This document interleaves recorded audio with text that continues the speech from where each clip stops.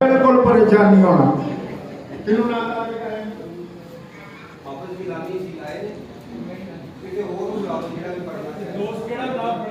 ना शरीफ बात है मिर्जा सैफुल्ला जी तशरीफ लिया रहे हैं ना तो रसूले मकबूल पेश करेंगे।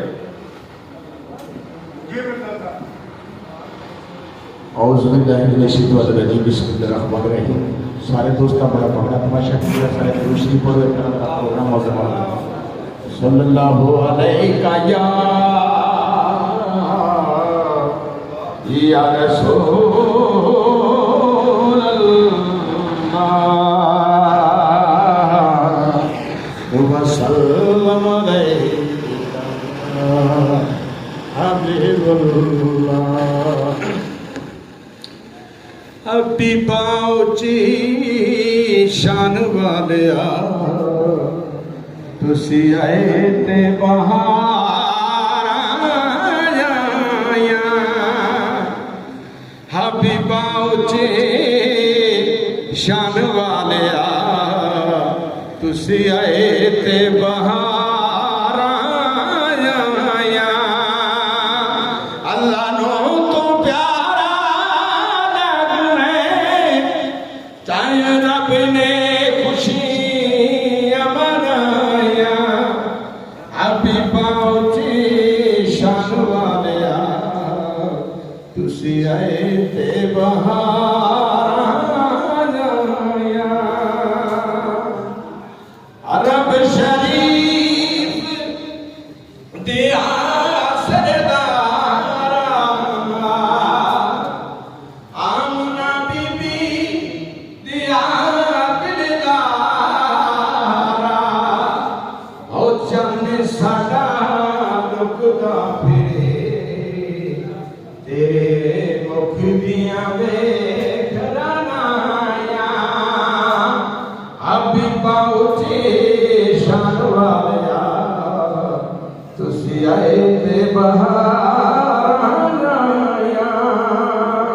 गुजराले की नुमाइंदा पंजाबी अदबी तनजीमां दे सरबराहां ने बैठ के फैसला किया कि ऐतकी गुजराले दे विच इस दफा मां बोली दिहाड़ा मनाया जाए, क्योंकि साडे इत्थे रिवाज है कि असीं अपना घर नूगा छड्ड के लाहौर बगानियां जंजां पिछे धमाल पाण तुर जाने आ।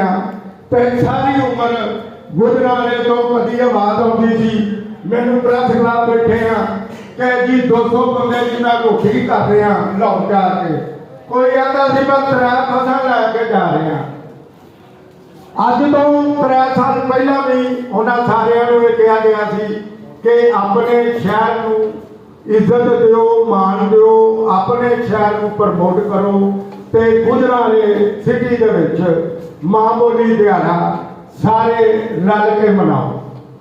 ਉਹਦੇ 'ਚ एक बार असगर पहलवान होरां ने गुजराले रैली कढ़ी, कुछ दोस्त रले, ਉਹਦੇ ਤੋਂ बाਅद फिर वो गल आई गई हो गई।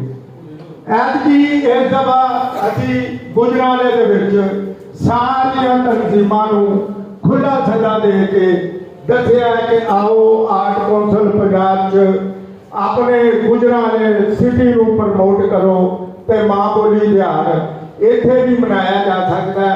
गुजराले च कोई सूदक वाली जगह नहीं कि जिथे मां बोली दिहाड़ मनाया साडे तमीज दाया हो जाने का सानू कोई मसला। सो इस सिलसिले च सारियां तनजीमां ने ऐतकी सलाह करके सलाह मशवरा करके ये मां बोली तिहाड़ इकट्ठियां मनाने का फैसला किया, जिहदे च अज असीं सारे जिन्ने भी अपने आप नूं पंजाबी दे सेवक मां बोली दे लीडर या आगू समझने अज असीं सारे आर्ट कौंसल की छत थले अलहमदुलिल्लाह इकट्ठे हैं।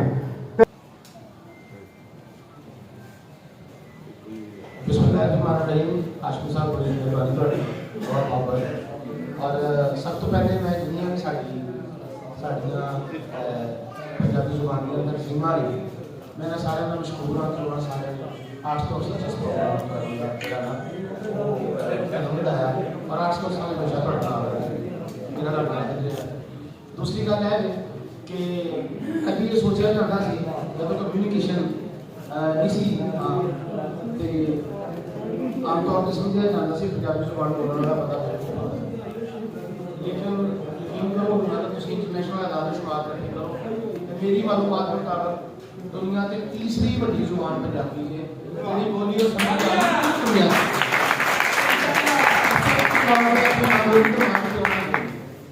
और ਇਹਦੇ ਚ ਵੀ ਕੋਈ ਸ਼ੱਕ ਨਹੀਂ ਕਿ ਇਹਦੇ ਚ ਬਹੁਤਾ ਕੰਟਰੀਬਿਊਸ਼ਨ ਜਿਹੜਾ ਸਾਡੇ ਨਾਲ ਦੇ ਪੰਜਾਬ ਦਾ ਉਹਨਾਂ ਨੇ YouTube ਚੈਨਲ ਤੇ ਬੜਾ ਕੁਝ ਜਿਹੜਾ ਉਹਨਾਂ ਨੇ ਬਣਾ ਕੇ ਪੰਜਾਬੀ ਜ਼ੁਬਾਨ ਪ੍ਰਮੋਟ ਕੀਤਾ। दूसरी गल है कि आसमी साहब होर गल करते पे सन कि सुप्रीम कोर्ट का डिसीजन हो चुका है हर सूबा मुल्की तलीम जी अपनी मातृ जुबान में दे अपनी मां बोली बोलने।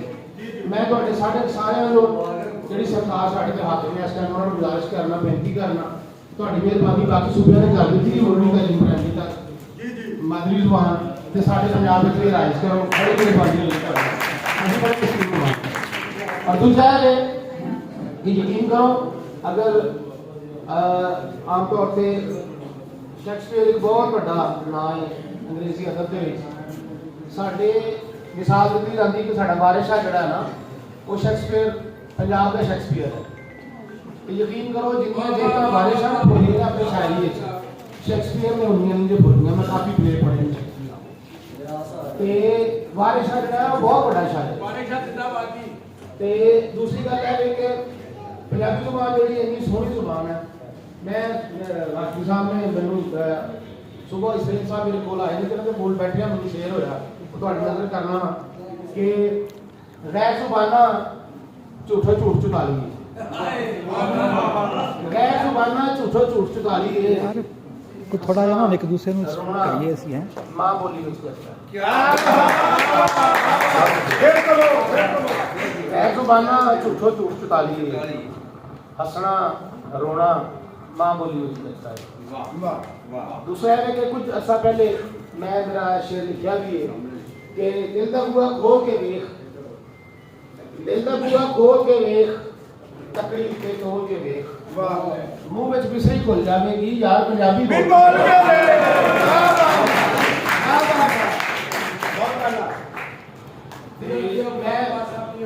मैं ਤੁਹਾਨੂੰ ਸਾਰੇ ਜਿੰਨੇ ਵੀ ਮਹਿਮਾਨ ਤਸ਼ਰੀਫ ਕੇ ਆਏ ਹੋ ਤੁਸੀਂ ਸਾਰੇ ਮਹਿਮਾਨ ਵੀ ਹੋ ਤੇ ਮੇਜ਼ਬਾਨ ਵੀ ਹੋ। ਬਿਲਕੁਲ ਅਸੀਂ ਪੰਜਾਬ ਵਿੱਚ ਹੀ ਮੌਜੂਦ ਹਾਂ। ਪੰਜਾਬ ਆਰਟਸ ਕੌਂਸਲ ਪੰਜਾਬ ਦੇ ਰਹਿਣ ਵਾਲਿਆਂ ਦੀ ਗੁਜਰਾਂਵਾਲਾ ਆਰਟਸ ਕੌਂਸਲ ਜਿਹੜੀ ਹੈ ਇਹ ਗੁਜਰਾਂਵਾਲਾ ਦੇ ਰਹਿਣ ਵਾਲੇ ਸ਼ਾਇਰ ਅਦੀਬ ਲਿਖਾਰੀਆਂ ਸਾਰਿਆਂ ਦੀ ਆਰਟਸ ਕੌਂਸਲ ਹੈ। ਇਹ ਸਾਰੇ ਸਟੇਕ ਹੋਲਡਰ ਹੋ ਤੁਸੀਂ ਇੱਥੇ ਪ੍ਰਾਹੁਣੇ ਨਹੀਂ। ਵਾਹ ਵਾਹ ਮੇਜ਼ਬਾਨ